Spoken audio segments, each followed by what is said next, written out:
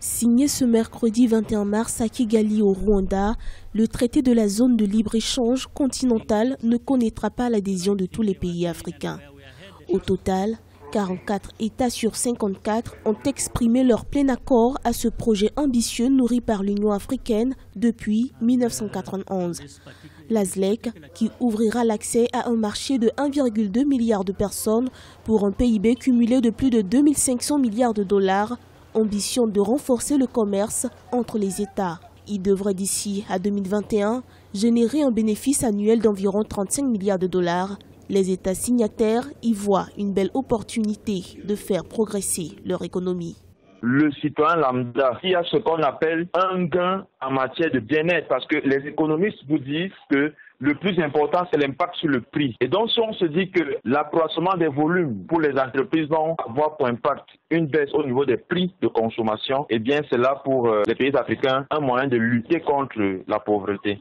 La ZLEC impose aux pays signataires de supprimer leurs barrières douanières et de libéraliser les services. Mais des pays ne sont pas encore favorables à ces dispositions. Parmi les non-signataires, l'Érythrée, le Burundi, la Namibie, la Sierra Leone ou encore le Nigeria, la première puissance économique du continent.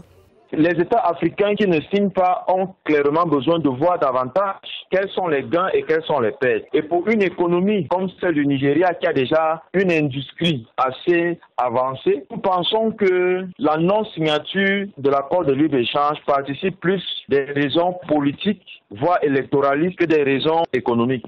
L'Union africaine estime que l'élimination progressive des droits de douane entre membres de la ZLEC permettra d'augmenter de 60% d'ici à 2022 le niveau de commerce intra-africain. Toutefois, la transformation des produits par l'industrialisation et la construction d'infrastructures performantes qui devraient suivre l'après-signature sont entre autres des défis de mise en œuvre qui appellent chaque État à beaucoup plus d'engagement.